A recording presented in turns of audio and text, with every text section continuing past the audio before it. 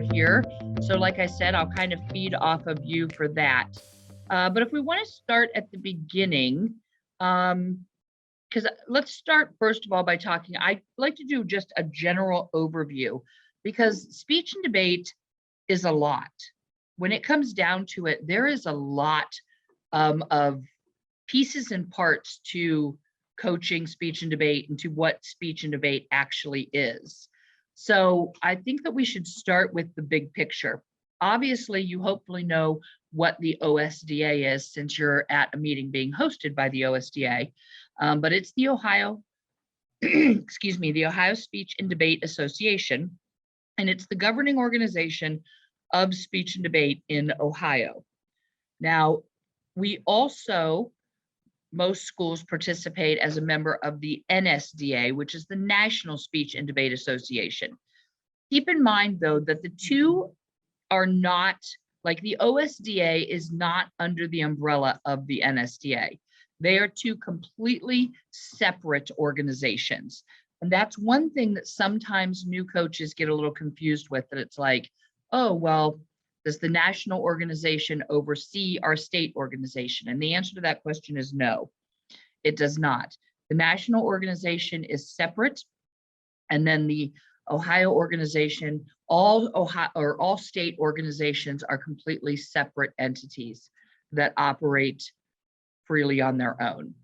So if you have questions about the differences between the two organizations and so forth, you'll see that in that folder I shared, one of the documents is Speech and Debate Governing Organizations. So it's there if for some reason you would need to take a look at that. So none of you are starting a new program, is that correct? You're all at existing programs, I think. Revere, yes. Correct, for me. Steve, yeah, you're all at existing programs. So we can skip the part about starting a program, like you're starting a program, now what, right? Anybody need that kind of information? Okay, we're going to march forward then. So one of the next things that I often talk about with new coaches is, especially it seems like in the situation that you're all in, first of all, let me back up. In that folder that I've shared, there's also questions for administrators. And some of you may want to take a look at that if you're stepping into the new position as a head coach, especially. There are questions there that you're like, wow, I don't really know the answer to that. So you may want to review those questions like, you know, where does your funding come from? What does that funding cover? What are the particular policies and procedures that you have to follow to fill out bus requests and those kinds of things? So you may want to take a look at those questions for administrators. Even though you're coming in to an existing program, there could be things there that you are not aware of. Okay, so let's talk about, again, I don't think we need to talk about categories. So I'm going to jump into practicing, because every year when we do this meeting, this session, it seems like one of the big things that newer coaches want to know about is, how do different schools set up their practice schedules? It seems to be a big question for newer coaches. So I figure, like, let's jump in and let's start there, because I don't have all the answers. I can tell you what I do, and then I can tell you what several of my friends do, because there are people all over the state that I know that operate differently and do things in a little bit different way. So to begin with, we'll start with the school of thought of you hold practice every single week, the same days at the same time, and all students attend those practices. For example, I know that that's what Central Catholic does. Central Catholic, she has practice a couple days a week after school. It is for, I think she actually has it 4 days a week, Monday through Thursday after school, from after school for 2 hours. Students are required to attend.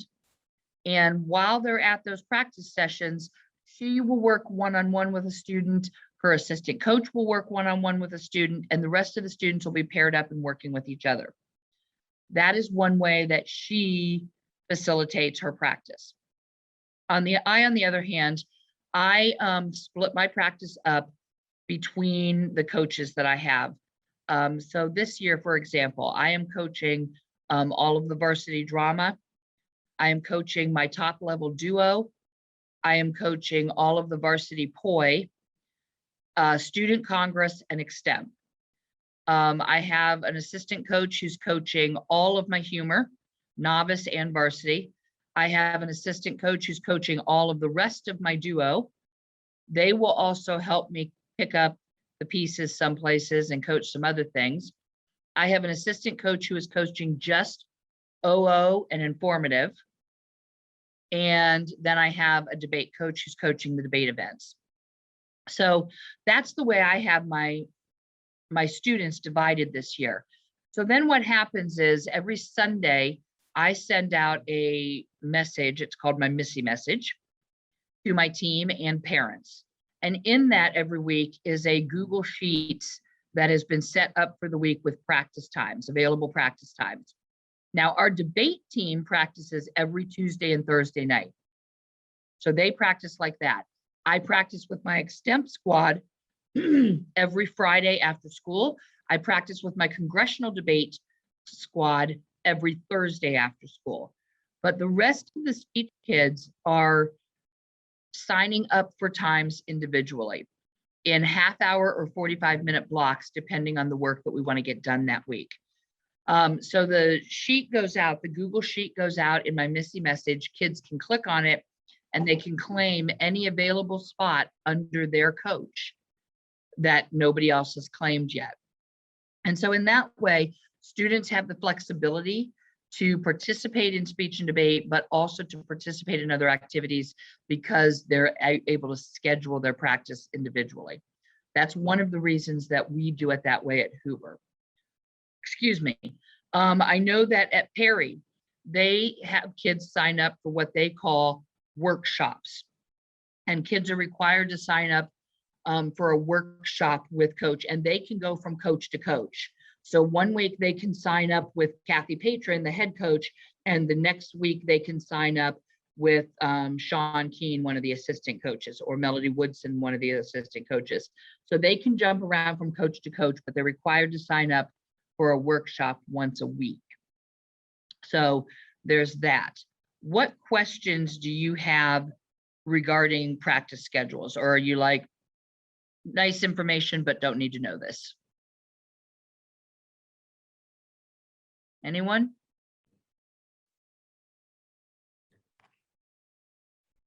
Hi, it's Nicole. I thought that was helpful information. It's similar to what we're doing at Boardman. My question is technically, how do you send out your form that the students interact with? Are you using a Google Classroom, or can you share that? Yeah, I personally use email. I do an email list. My students have to fill out a Google form when they decide to be on the team with their email, cell phone number, and we keep all kinds of other data on it as well. It's an evolving Google. It's our database for the year, but that's where I take that from. My parents they can email me and say, hey, I want to be on the distribution list. But in addition, I have my parent meeting tomorrow. And at that parent meeting, I will have parents who are new, they've never had a student go through speech and debate. And so they can actually tomorrow ask to be put on it, give me their email, and they'll get put on it. So I completely use an email distribution list, and I communicate with my students mainly that way. I do a lot of Google. Like I use Google Forms for my registration, which I'll go to that here in a second too. I use Google Forms for my registration every week. I use Google Sheets for practice times. If I just need to find out other information for my students, like right now we're participating with Fly the Flag with Rotary. And so every patriotic holiday that has gone by in the past 2 months, we've had to put flags up and take them down. When I have students and parents signing up for that, I send out a Google form, and I do that all through email. Now, with that said, I know, again, Central Catholic, she utilizes Google Classroom because they utilize Google Classrooms at school. We do not here at Hoover utilize Google Classrooms. We use Schoology. And in order to use Schoology, I have to go through and like put the students into a Schoology group, and it's just a little more unwieldy. I know that Glen Oak also uses Google Classroom, but Glen Oak also has a weekly mandatory meeting. Their students are still required to attend a weekly meeting every Monday after school, which I got away from that several years ago, again, to make it easier for my students who are doing 1,000 different things. So they're not having to like juggle an after school practice and coming to a meeting just to listen to me talk, when I can be giving that information via email, a Google Classroom, or something like that. Any other questions on that, or anybody have any input of something they're doing?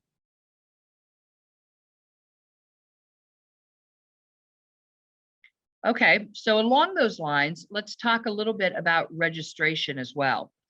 I utilize the same thing. I do Google Forms for my registration for the week, but there are lots of different ways you can do registration. I know that there are there's teams that still do physical in-room sign up for tournaments.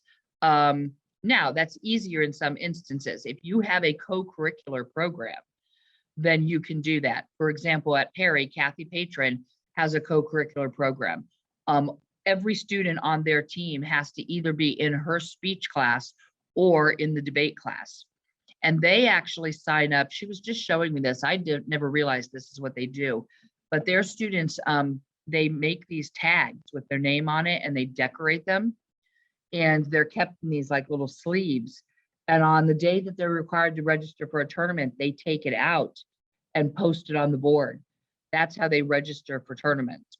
I know a lot of people still do a traditional, like, sign up in their room. Students have to come in and sign up.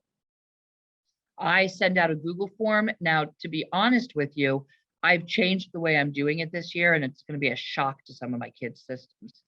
But it is my belief that kids should absolutely be participating at every tournament, that unless they have some, clear conflict that is actually legit. So I am changing, and this year I am registering every student of my team for every tournament. And then once a month, I'm going to send a Google form out. And on that Google form, they are required to inform me of any tournament and the reason why that they are not able to compete at. So that's how I'm going to do it this year.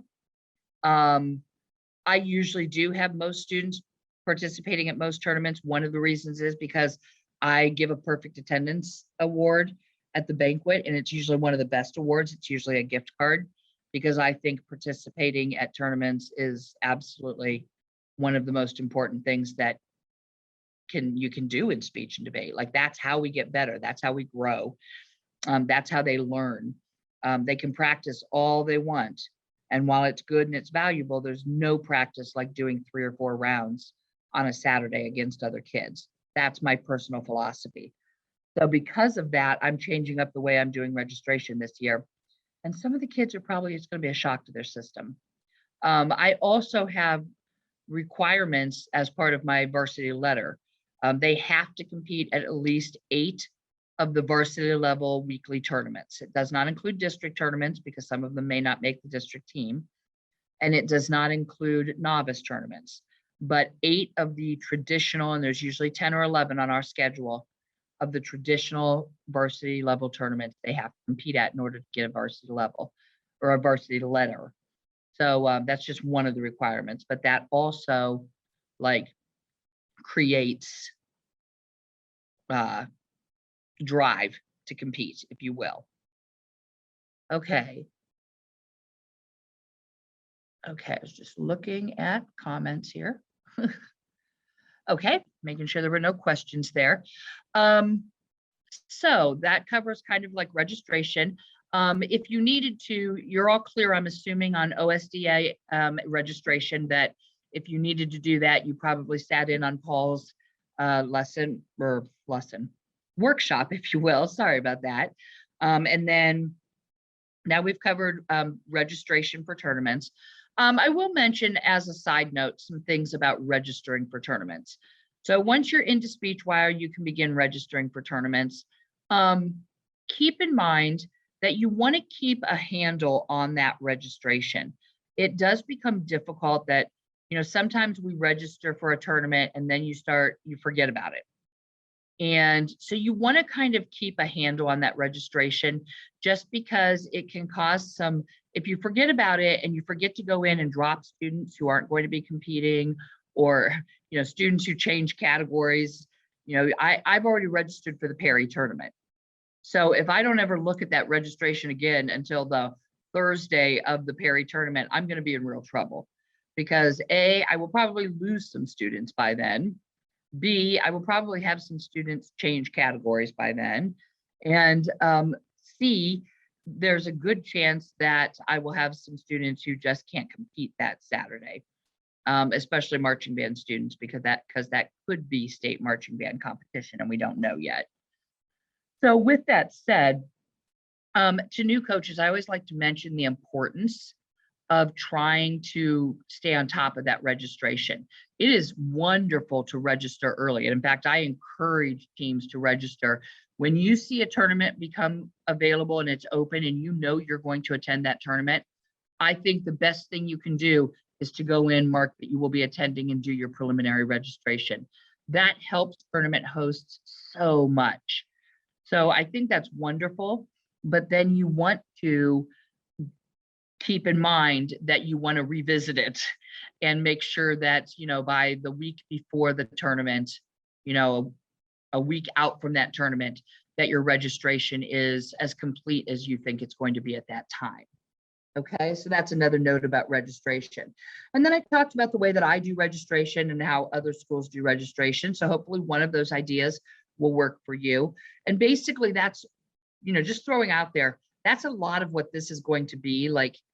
I just want to give you as many ideas as possible, and then you have to figure out what really is going to work for you. I don't think there's any right or wrong way to a lot of this. It's just what best works for you in your situation. So keep that in mind. So we talked a little bit about practice. So registration and practice. Are any questions about any of that?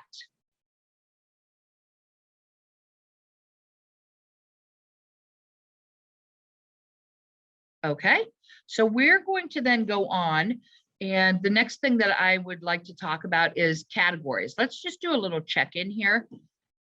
Are there any questions about categories, or how I decide like what students are going to compete in what category, or even what categories you're going to offer? If you are, I know that you're at established programs, but that doesn't mean that you're not going to change up the way things are done. So do you have any questions about anything having to do with categories, from what categories should you offer, or how do you get help if you don't know how to coach a category, to, personally, how do you decide what is a good fit for a student? Sorry, Holly, I didn't get in here fast enough when you were asking about the membership questions. I have one for that. Absolutely. So we, in Paul's session, he talked about how to register for OSDA membership, but Victoria was also encouraging me to register with NSDA membership. And I think there's stuff we do with points there. So I am supposed to be doing that in both places, right? Yes. Triple checking. Yes. And so Victoria will be able to, should be able to turn over the NSDA to you. Yeah, she's And already so, done that. Okay. So if you go in there, it's going to encourage you. It's going to say, renew now, renew now, renew now. Big red buttons. Oh yeah. Yeah. So you just renew that there. And the thing about NSDA is it is important as well. If you're going to participate in NSDA, some schools decide not to.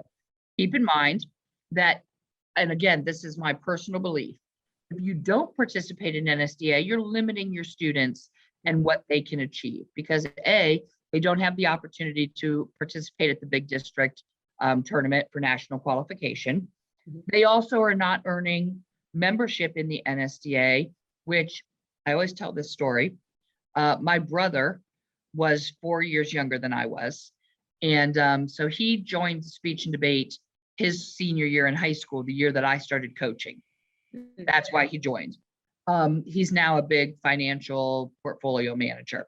And one of the big jobs that he eventually earned, he called me after the interview and he said, so I had my final interview with the CEO today. And he looked at my resume, saw that I participated in speech and debate. And then we sat and talked about that for 20 minutes because he did as well. So, and that's all from NSDA membership. So I think that's one reason why NSDA membership is important.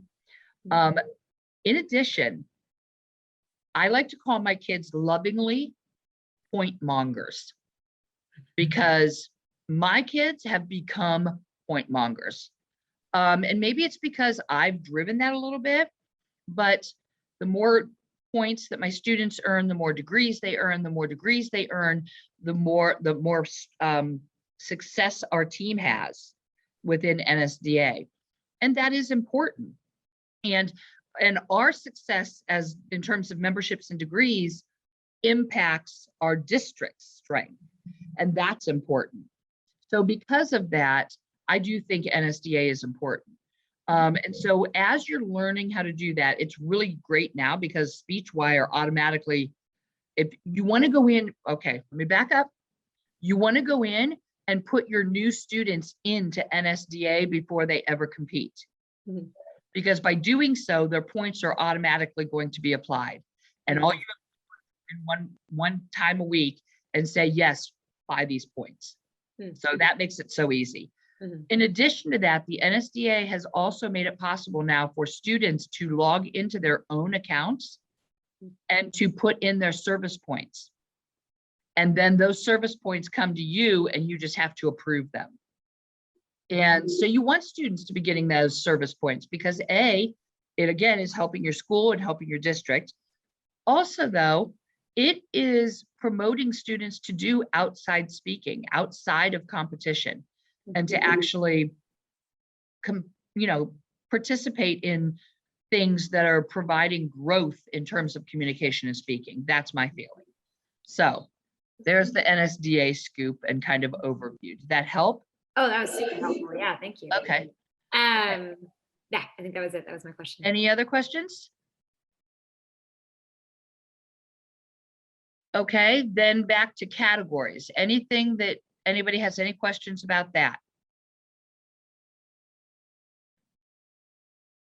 Okay.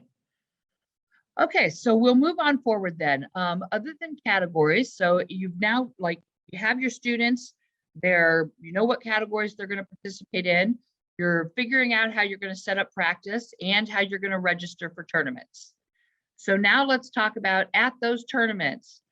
One of the big questions I always get is judges. How do you get judges? It's probably the thing that bothers all of us the most. We spend our lives wondering about how we're going to get enough judges for each week's tournament. So to begin with, on my team, my students are required to provide an adult judge for at least 2 tournaments a year. Now, that's not enough for what we need. However, I have a lot of alumni who, whenever they're home, want to judge. One of the benefits of having a little bit larger team is you end up having more alumni, and that does help. In addition, I have parents who judge 1 or 2 times and fall in love with it. And so I have a great group of parents, and I always seem to have a rotating group of parents who at that particular moment are loving judging. So that helps tremendously. But I do have a requirement that they are supposed to provide an adult judge. Now, there are extenuating circumstances, and I always have some parents who come to me and say, I can't do this or I can't do that. So with that said, I'm sorry, I have students competing from here today at the Yale tournament. And so I just needed to make sure that wasn't a student having a problem. So with that said, judging is one of the biggest things we have to deal with. So I always make exceptions. You know, students have parents who work on Saturdays, so they don't have somebody. So there are exceptions. Now, again, using Central Catholic because she's one of my best friends, she has the judging requirement. And if they're not able to fulfill that requirement, then they have to pay a judging fee. And then she uses that money to hire judges that she can find. Sometimes she'll hire a judge that I have who's I'm not using that day. So a college kid can make a little bit of extra money. Sometimes tournaments will offer hired judges. So she will use that money to pay that. So there's lots of different ways of like filling that in. In terms of, you know, I always stress tomorrow at my parents' meeting, one of the things that I will do to stress about judging is it's not difficult. Parents are intimidated by judging. They think that it's harder than it is. They think that they can't possibly do it. So at my parents' meeting tomorrow, I will have some parents who have judged over the years. I will have them stand up for a moment or two and speak about how important they think it is that they're judging and how it's really not that difficult and how it can actually be really fun. And that will always help. In addition to that, at our district, we have the Glen Oak and the Carrollton Novice tournaments that happen in district. And Glen Oak is a very centrally located school for most of our Canton schools. So every year, different schools, as well as our district-wide, has a judging clinic at that Glen Oak Novice tournament. And so what will happen is we ask anybody who's new to judging to come to the Glen Oak tournament. We then pair them up with either an experienced judge who's judging there, or even I will pair them up with one of my seniors who's judging at the novice tournament, who really knows what's going on and, you know, how to fill out a ballot and what to look for. We have the judges shadow for 2 rounds, whether it's a debate event or if it's a speech event, a speech judge. We have them shadow for 2 rounds.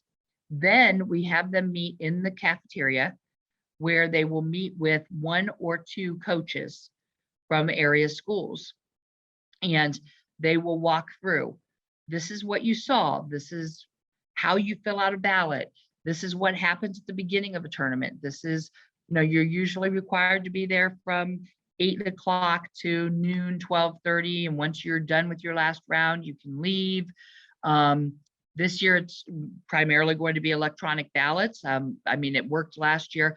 I've used electronic ballots at my tournament for 3 years. So regardless of virtual or in person, I think most tournaments are probably going to use electronic ballots.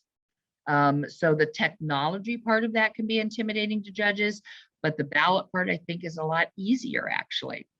So we will do all of that with judges at the Glen Oak Novice Tournament.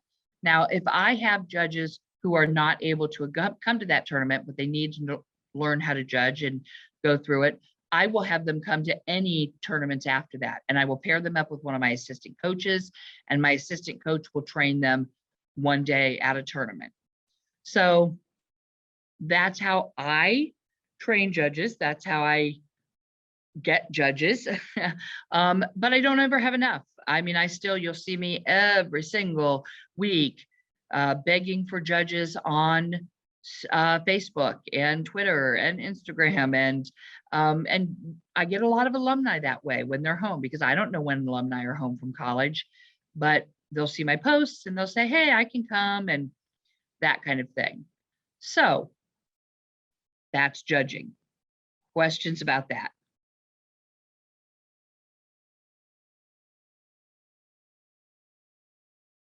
Okay. I'm trying to think what else you need to know. It looks like there's a comment. Why am I not seeing everything? Let me.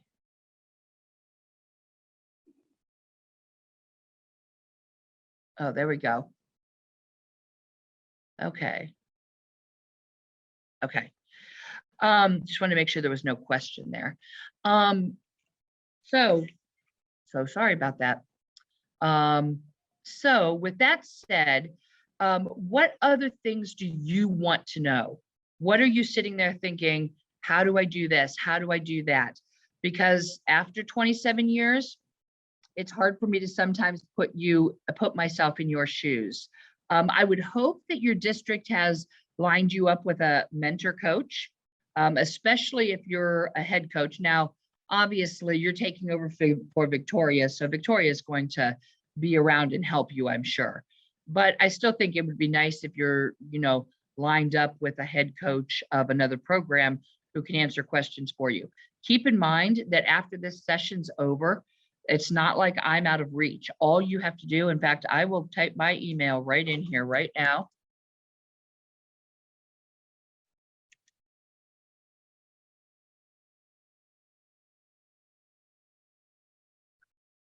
There's my email, and I'm going to give you my phone number too. Feel free to call, text, send up smoke signals if you need help. I'm here at any point that you want to. Ask me a question if you're just stuck on something. Hey, if you need a piece, and we'll go to that in a second too. But let me first ask you, what questions do you have? What are you sitting there thinking? How do I do this? What do I do when this happens?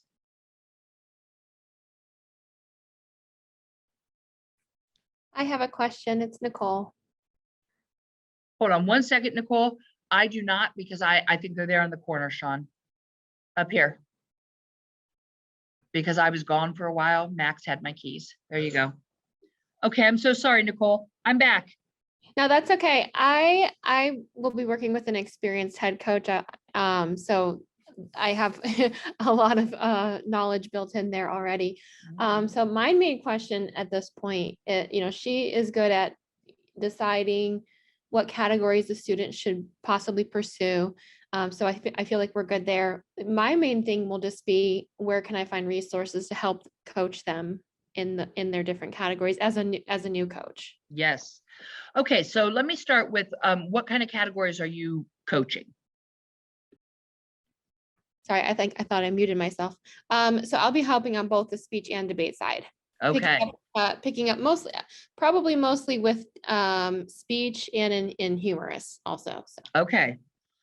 Okay, so this is a great question. About 3 years ago, one of the workshops that I did was actually on cuttings. Because I do everything electronically now. So if you're tech savvy, I think that you have which it sounds like you're young, and I'm sure you are. You have a lot more of possibilities available to you. Now, to begin with, we can go the basic route. And there are places for you to find cuttings, which are, Speech Geek, Mushroom Cloud Press. Those are places where you can get cuttings that are 10 minutes long and ready to go. So that can be, that's an option. And I use some of those cuttings. With novices especially, it is much easier to get them to learn the ropes if I'm able to, show them a file of 10 ready-made cuttings and say, pick one of these. Because as novices, they don't yet know what they would be looking for with an individual piece, a new piece, something like that, an original piece, okay? So those are great resources that you can use. Now, in addition to that, if you're looking for full-length stuff that you are going to cut down, but that you can go to play scripts, and there's play scripts. Let me type these in here so you. Mushroom Cloud Press, play scripts, Speech Geek. Okay, so those are 3 great ones.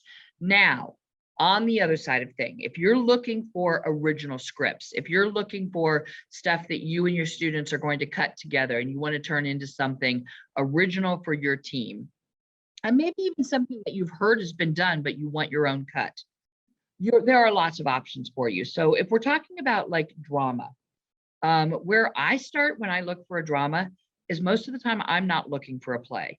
I look for a novel, a book.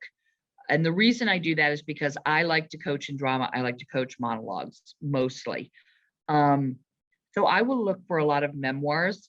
One of my student that's competing in drama at Yale this weekend is doing an original cut that I did about a woman who takes care of the AIDS patients at the height of the AIDS crisis. And it's a really wonderful book.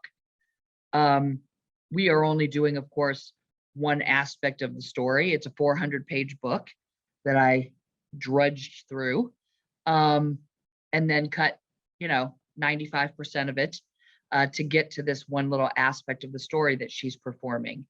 I look for, that's how I look for, where I look for original pieces in drama. I look for memoirs, biographies, autobiographies, things like that.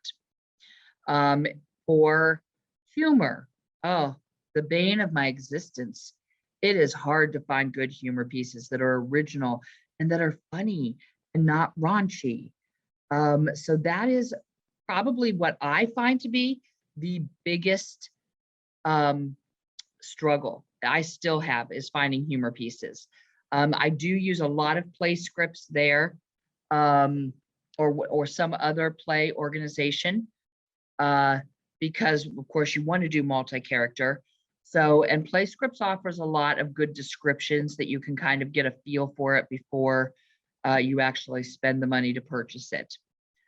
So I do humor a lot that way. I know that there's a real trend right now to movie scripts. I haven't done a lot of movie scripts with my humor kids, and one of the reasons is I find that they end up just wanting to like copy the characters from the movies. But that is a way to go too. And you can get movie scripts that are legit for NSDA and OSDA through Script City. Script City. They have most movie scripts that you're going to want, and you have to purchase them. And just so you know, OSDA has very strict rules. If you purchase something from Script City, you have to keep the original bound copy. You have to keep the original package that it was mailed to you in, and you have to keep the original receipt all together. That's your proof for NSDA, that that's a legit, published script. So keep that in mind. Poi can be a challenge, although I have found that one of the good things about poi is that you can utilize things from all over. Keep in mind that when you're putting a poi together, songs are poetry. So most of the poetry that my students use are usually song lyrics. I use a lot of books, but I also use a lot of articles from, the Washington Post, the Huffington Post, New York Times, especially a lot of op-ed pieces, those kinds of things that are published in those publications are wonderful for poi. Declamation. You might be thinking, where do I find declamations? Well, depending on what district you're in, some districts tend to go one way more than the other. In our district, we use a lot of old original oratories. So you may have some of those at your school. You may have other ones that you want to use that were used out there. We're really good in our district. I've had kids use original oratories, former original oratories from Jackson and Glen Oak, that I just contacted the coaches and said, hey, I have a student who really wants to do so-and-so's OO from 2 years ago. If you're okay with it, they're always fine. They'll usually send it to us. In addition, you can order or OOs from the OSDA from the past, umpteen years.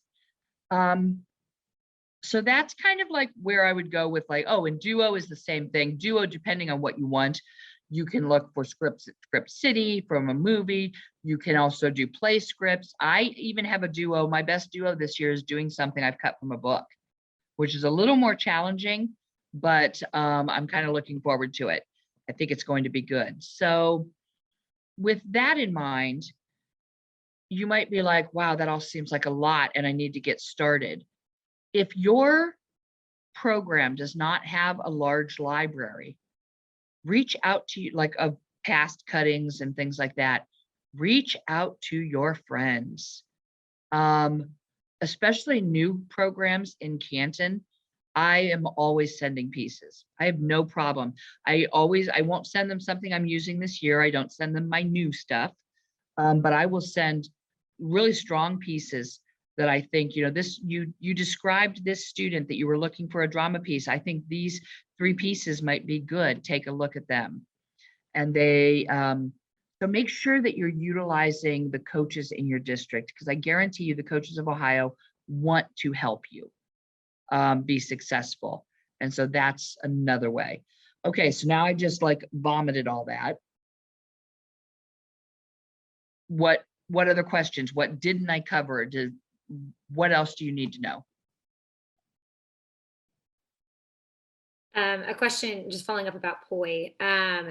I don't know if there is anywhere that that would have like good tips of like how to put together a poi piece more than beyond just like what sources to use, but like how to go about structuring it and things like that. Because I know I have one of my students who I know wants to do poi for the first time, and I've never coached poi, and Victoria coached poi, and she's not gonna be helping us this year, so I don't know how to do poi. So I would love any insights you have into that. Okay, so and there are different schools of thought on poi, actually. Years ago, when I was first coaching and we did prose poetry, it was kind of like you had a theme and you picked 2 or 3 pieces and you kind of did them right in a row, just total. And that was it, okay? That is no more. Now, most of the time, you're taking pieces and you're kind of interspersing them, okay? So I'm just going to give you an example. I have a poi competing here at Yale that we've just completed putting together these past 2 weeks, okay? So he's doing it on the flag no longer being used as a weapon of patriotic warfare. So like people should stop holding the flag up in the name of extreme patriotism, like on January 6th. But also it shouldn't be used when protesting our president, a sitting president, like they did against Trump. So they're like, okay, he uses both of those examples. So his piece, he starts out with a little bit of the national anthem. Then he does a little piece of a spoken word song by Johnny Cash called That Ragged Old Flag. Then he does a little piece of an op-ed piece from the New York Times where this woman is talking about how she took a picture and posted it of flying a flag on her porch and it got all kinds of backlash. Then he does his intro. When he comes out of his intro, he goes back into a little bit of that ragged old flag. Then he goes back into a piece about, it was a piece from the Washington Post that is about what patriotism is supposed to be. Then he goes into a clip from describing what happened at a protest Trump rally. And he does all these shouts and stuff of different protesters and talks about how they burned a flag. Then he goes into a description of January 6th and a bunch of those shouts and cries and what they did with the flag. Then he goes back to some ragged old flag. Then he goes back to the girl and who flew the flag off of her porch. Is this making sense to you? And then he finishes with some lines from some various songs about our flag. And so that's traditionally, that's how I put poi together. And what I normally do, I will, for example, when we had our ideas of all the stuff we wanted to use, we posted it in one document and I changed the font of each individual piece. I changed the color. So then I know, okay, I'm going to start with a little piece of this and I cut it and I move it.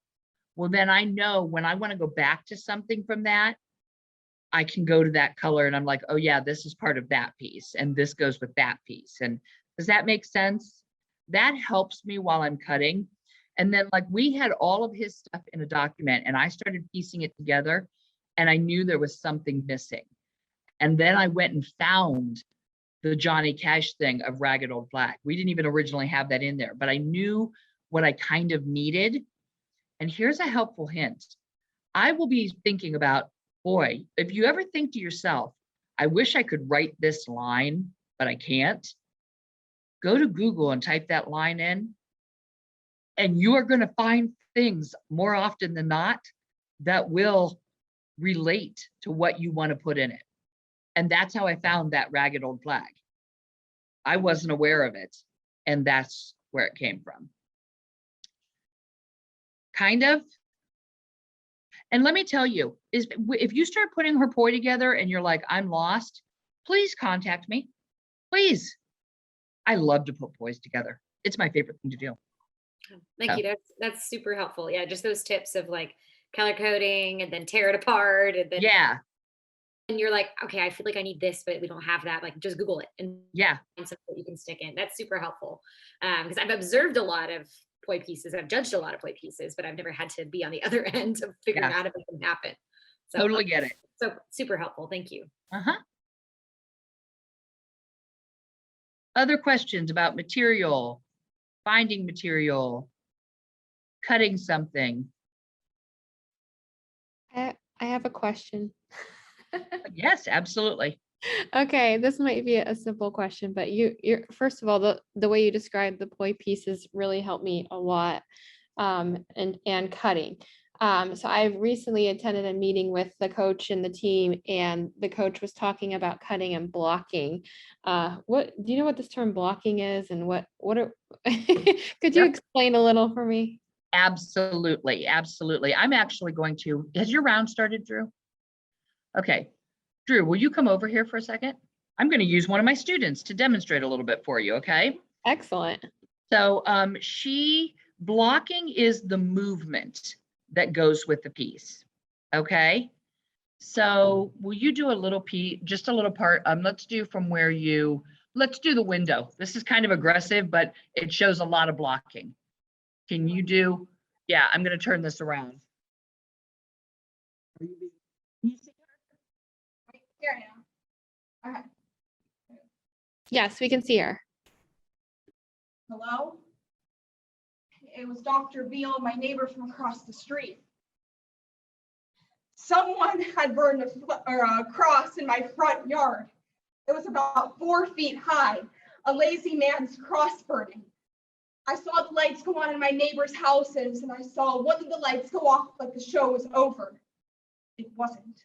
I felt 5 years worth of rage yelling out whatever version of the KKK was burning crosses in my yard. Fine, fine.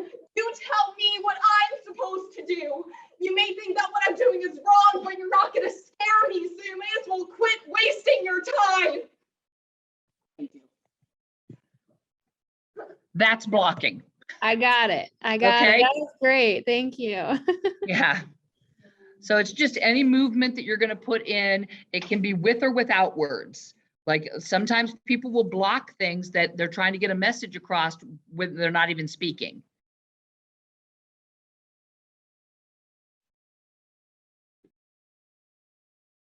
Okay, anything else?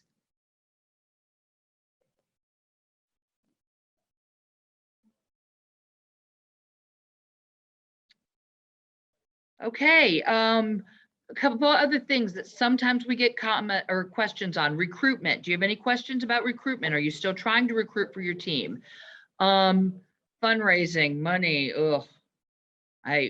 Jody West is the person to ask about fundraising. She does a lot of creative fundraising for her teams. My kids have to raise $100 in patron ads. That's our main fundraiser, and then our tournament. Recruiting, money, anything else that you have questions about that you would like to ask me?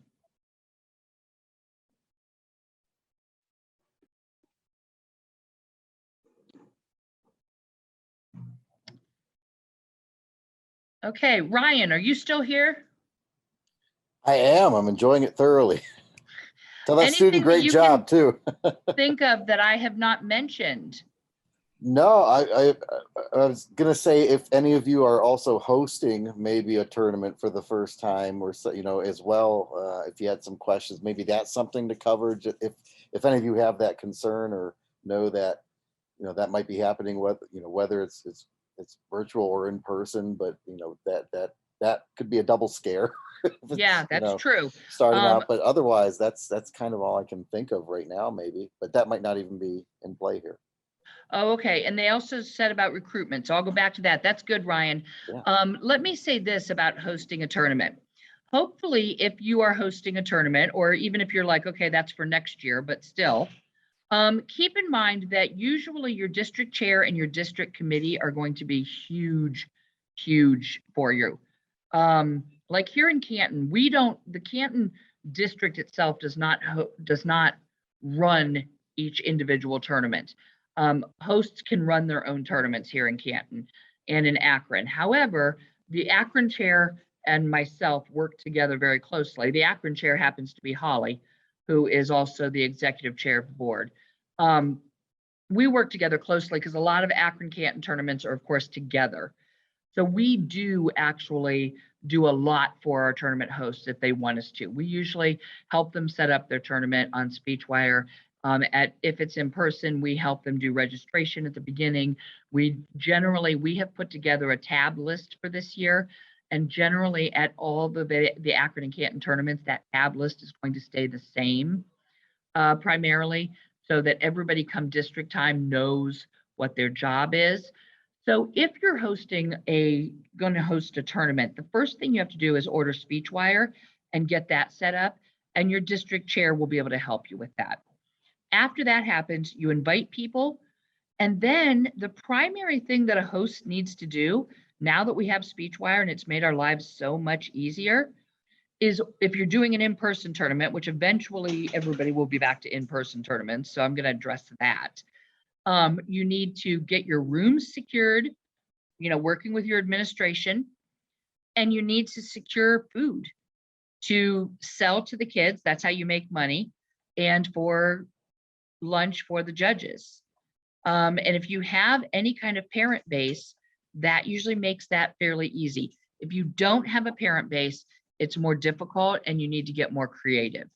But actually hosting a tournament, the biggest priority is get SpeechWire, get people invited. Then make sure you have your rooms and make sure you have your food. Would you agree with that, Ryan? I would, yes. I mean, when you're in the SpeechWire program, it kind of guides you along even too, but that's even though you will probably run your own tournament, your district will be there to help. There will be other coaches there who are running tournaments, and you'll be able to see the calendar and ask them questions. And like Missy was saying too, really any coach probably in the state. So if you just looked, who would be willing to help you out or give you some advice or pointers if you had questions. So that's the number one thing. The rooms situation then too, when it gets back to that, is just making sure that you have enough, etc. And even for the food situation, and I've hosted a lot of tournaments over the last decade, but to a point where I stopped actually using food as a fundraiser, and I got athletic boosters to do it. So just talking to another group and saying, hey, you want to make some money, win-win, help each other out a little bit, because just like the paperwork forms and whatnot, and we were using registration anyway for the money, for fundraising, and that was okay enough for us for my small program. But it was great to get that help. And they just did everything, and they got to keep all the money. I didn't have to fill out those forms. So there are other creative solutions that you can use too to help you with some of those logistics. Yeah, that's great. Okay, let's talk about recruiting for a second. I'm trying to get you. Hold on 1 second. Okay.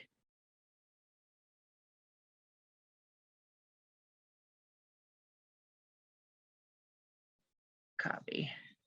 Okay, I'm dropping something else into this is something that our district did this year. Actually, I put it together at the request of most of our district.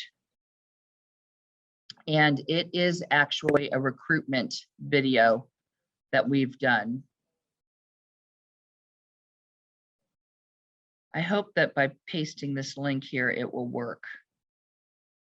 Okay, that's a recruitment video that I did on behalf of our district, the request of our district.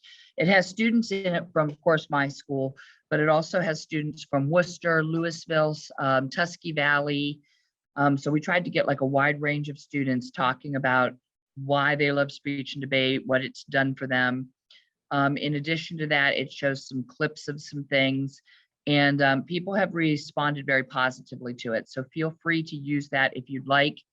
Or to take ideas from it, to show parts of it, whatever's going to make your life easier when it comes to recruiting. That's one thing we did this year.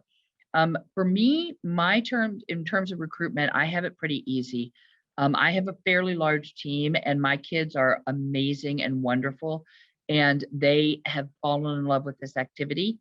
And so because of that, word of mouth is the biggest thing we do for recruitment.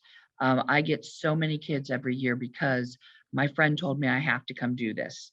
My friend said this is fun, that kind of thing. Brothers and sisters. And then those brothers and sisters bring friends with them. So that's a huge reason, or a huge thing. That's the, it was the folder again. Okay, I will fix that. Let me fix the video. So that's one of the main things that you can do to recruit. I think that the more you can get your kids that are currently on your team out there talking about it, the better off you're going to be.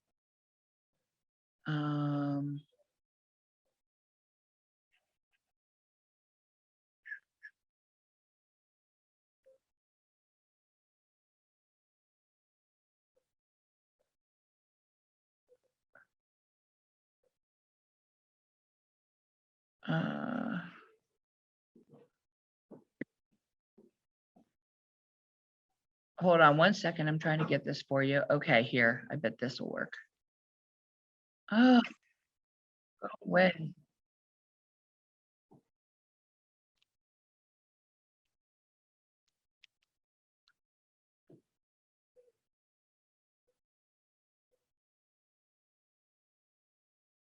Get link.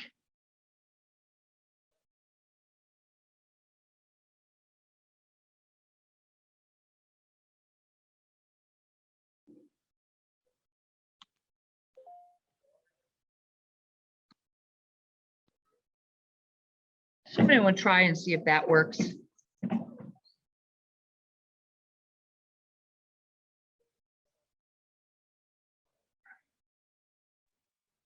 I tried it and it seems to work. Okay. So that's great. Okay. So. And that was a really good comment too, Jenna, about the 3-minute plugs in English classes. That's a really neat idea too. Yeah, that is an excellent idea. I know that this video that I posted, Penny Harris was able to get her one social studies teacher to show it in all his classes, the US history classes. So she went that route. Or if you can get students, if you have permission for students to go into classrooms and do a little plug for speech and debate, that's big too. Huge. That's a wonderful idea. Any other ideas or anything? I'm going to take a walk outside with you. You're traveling with me for a minute or two because I have a student getting ready to perform in here. Okay, still.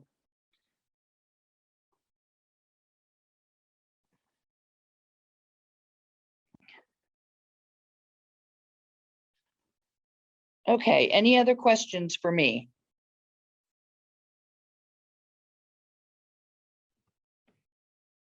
No, that was actually really, really informative, and thank you for sharing your information to contact in the future. Oh, no problem. If nobody has anything else, then I'd say we're probably done. Again, yes, please contact me, reach out to me. You can text me, call me, email me, whatever. And I will get back to you. I'm happy to share any resources that I have. Thank you, Missy. This has been super helpful. Yeah, thank you so much.